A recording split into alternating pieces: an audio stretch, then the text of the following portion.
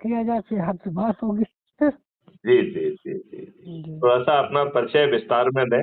मैं मतलब स्वयं सेवक हूँ, जी और यही जनसंख्या नियंत्रण बोर्ड जो बना हुआ है आपका, जी। इसका भी जिला उपाध्यक्ष अभी बनाया गया हूँ। ओके, ये जनसंख्या नियंत्रण बोर्ड कैसे काम करता है, इसका क्या उद्देश्य है? जी जी जी। नहीं, ये कैसे काम करता है, इसका क्या उद्देश्य है?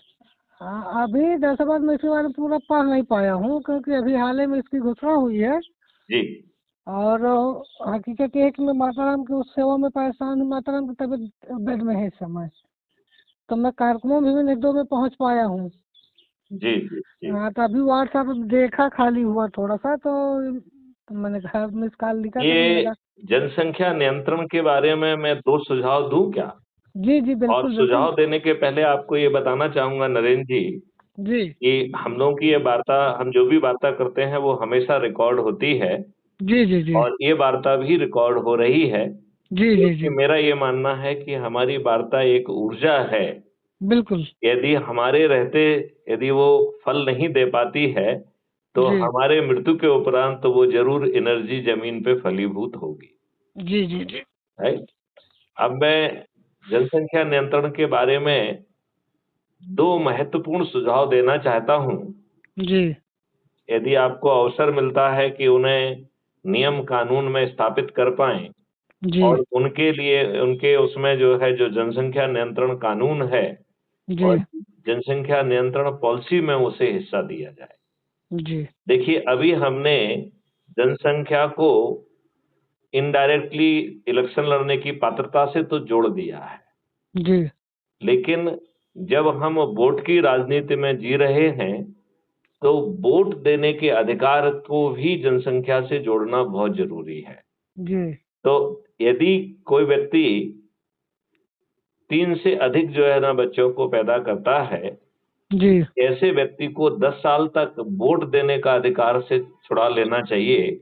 और ये जो तीसरा बच्चा है, जी इसे जो है 18 साल की उम्र में वोट देने का अधिकार ना मिलके 28 साल की उम्र में मिलेगा।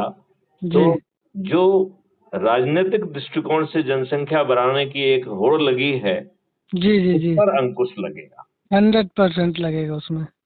क्योंकि कहीं ना कहीं आपने ये तो कह दिया कि वो चुनाव नहीं लड़ सकता है। बिल्कुल ये जो जनसंख्या बढ़ा रहे हैं, उन्हें चुनाव नहीं लड़ना होता, उन्हें वोट देना होता है। बिल्कुल सही।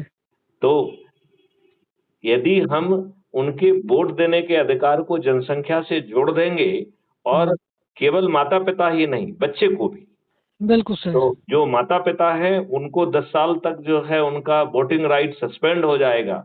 जी और जो बच्चा पैदा हुआ है तीसरा या उसके बाद, जी, तो उसे जो है वोटिंग राइट 18 साल की जगह 28 साल में मिलेगा। बहुत। मतलब वो भारत का नागरिक है, तो उसे परमानेंटली वोटिंग राइट से वंचित हम्म नहीं किया जाएगा। हम्म लेकिन ये समय की वृद्धि से, जो जी, राजनीतिक होड़ के कारण ये बदमाशियां हो रही हैं, जनसंख्या बढ़ रही है, बिल्कुल उसमें बिल्कुल निश्चित तौर पर अंकुश लगेगा। लगेगा। और दूसरा जो है, जो बॉर्डर के उस पार से जनसंख्या आ रही है, जी और उसमें भ्रष्टाचार और व्यवस्था में बैठे लोग उनके जी दस्तावेज तैयार करा रहे हैं।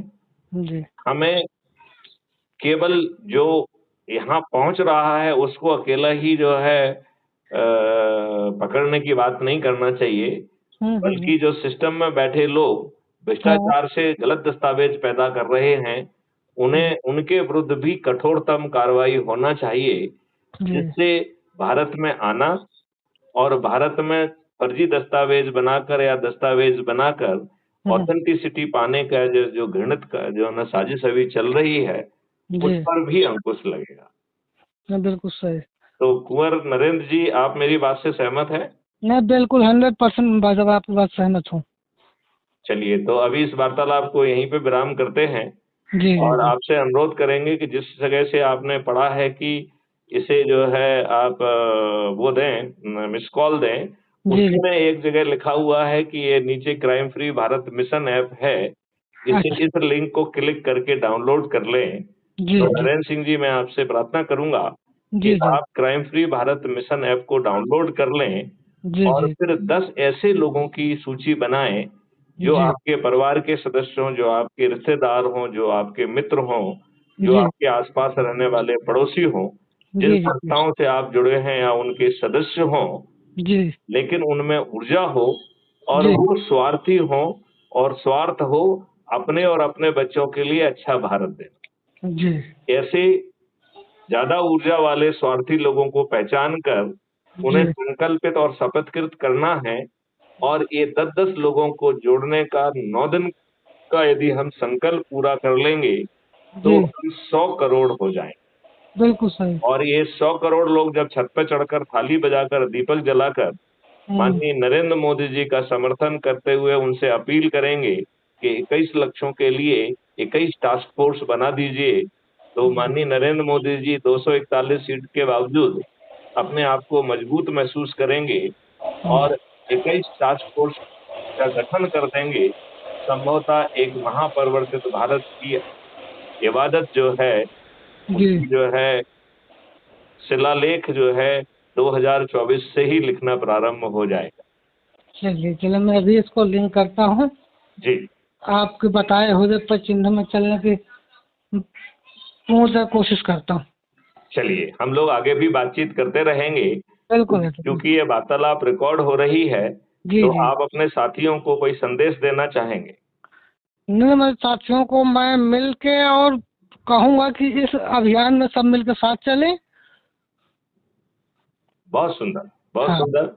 जय हिंद, जय भारत, जय वंदे भारत। मातरम, जय गुरुदेव।